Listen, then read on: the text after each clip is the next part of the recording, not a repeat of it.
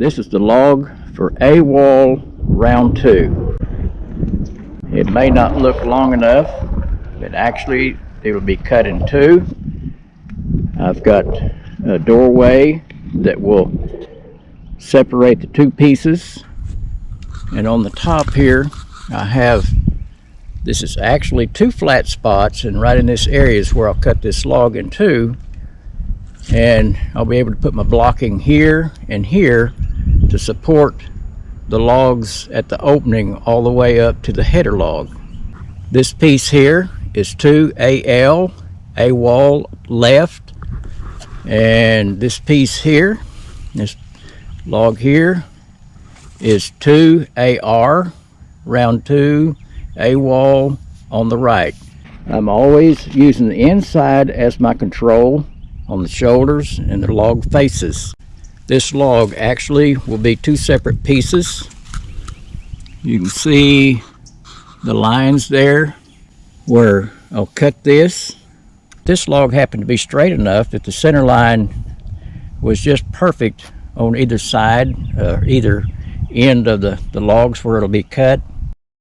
The electrical is drilled here, the notches are cut, cleaned, and ready to go.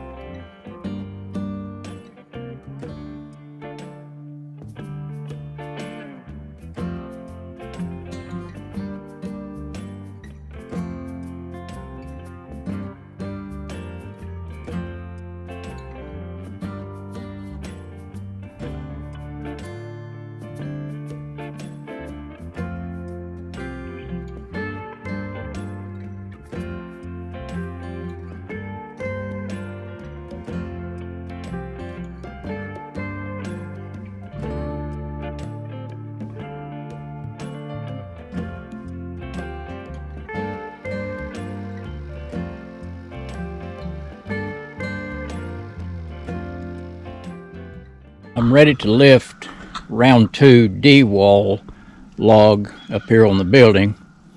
I've got it strapped up to the hoist. This is something that I built, and it's worked really well. The boom itself is 2 treated 2x8s with 1/2-inch treated plywood sandwiched in between, and it's glued and screwed together.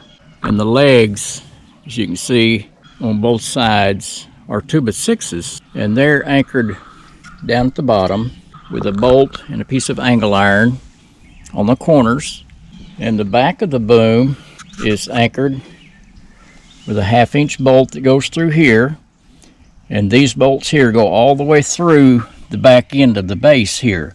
All of this underneath the plywood is solid blocking, so I have this back corner is really secured together well, and there's 2 long lag bolts that go down through at an angle into the back corner, and then there's another bolt here that goes all the way through that holds the back corner together. And I've got enough counterbalance mounted up here. I just put some boards across here and just had some bricks and blocks and just whatever I had to put enough weight on the back of this for counterbalance. I'm using this is a 3,200 pound winch. It's a 2-speed, and I have 50 feet of 10,000 pound tensile strength aircraft cable that I'm using for the actual cable. All right, there's swivel wheels on the base. I can just move it around and they will turn even with the load on it. And I think these wheels are about, the best I remember, they'll hold up, each one will hold up 750 pounds. And I have a hook there that's hooked into a carabiner into the lifting straps. I recommend using straps on your logs. I do not like to see chains, log chains, wrapped around the log. It just makes little marks in it. And if you go to the trouble to make a real pretty log and do all the work to it, you really don't want to be boogering it up with a log chain. So I use lifting straps a whole lot. And you can see I have a stretcher piece in there that keeps the straps in the right place on the log. When you start lifting this up, you don't want them sliding together because that can cause your log to get somewhat out of balance and could cause you some trouble. So just take a few minutes to make your little stretcher board. It's just got a V cut in either end of it and just mount it in there or against the strap, and that'll keep those straps from sliding together when I start really putting some weight on the hoist.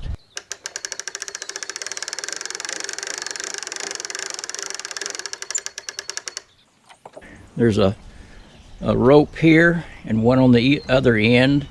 When I get this above the wall, I can tie it off to the hoist, and that'll keep it from swinging around. If you have two people, one can kind of keep the log from swinging, but if it's just one person like I am today, I really don't want that log swinging around on me, so I'll tie it off once I get it up here, and that way I can move the hoist around without having to worry about that log moving around in the air on me.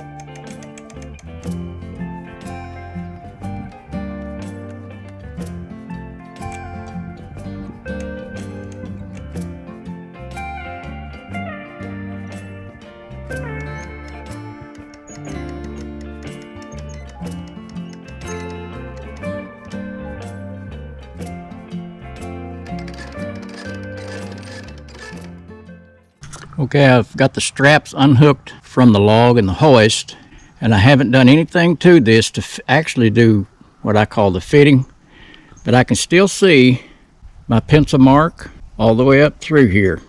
That little dark that you see, I'm not sure how well it's going to show up with the camera, but the whole bottom area of this is sitting down completely on the upper part of the notch. And that's one of the things that you can have if you're precise with your layout and your cut. I won't have to do very much to this log now that I've got it on the wall. And once it ever leaves my sawhorses, it doesn't ever come back unless I've made a terrible mistake. And this will actually just get tighter. And about all I'll have to do is to make handsaw passes on these shoulders here and here to bring this log into the control. And when I get the round 3 L log, which will be the left, which will come up to the doorway, I will take care of these together. I like to work the upper and the lower together. Let's go down here and look at the other end. My chinking gap is sweet. It's not too wide. Now there will be places that's going to be wider than others. That's just part of it. I've got just a tiny bit of a gap right here, but everywhere else is sitting really tight. But I can take care of that and make this whole face set completely down on that. Actually, I could leave that and just let the weight of the next log rest on top of this, and that will cause that to tighten up. But I'll go ahead and I'll do a little something to this. I can make a handsaw pass underneath this and tighten that up, and it'll be really sweet. I have shoulder passes that I'll have to make here also.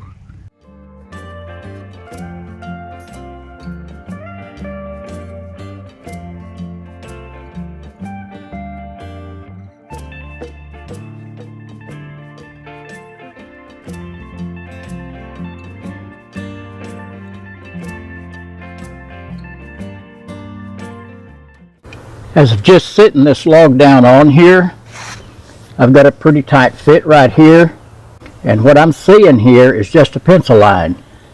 I'm going to take a chisel and just shave this off here so you can see what I'm talking about.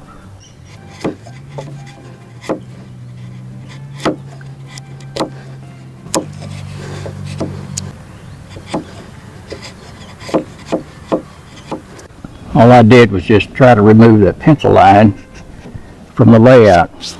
Now that's all I've done to this log. I just brought it up here from where I worked it and set it on the wall. I haven't done anything other than what you watched me do there. And there won't be any water be able to get underneath this notch with the slope, the 1 3 slope here of this angle. The water will shed off of that,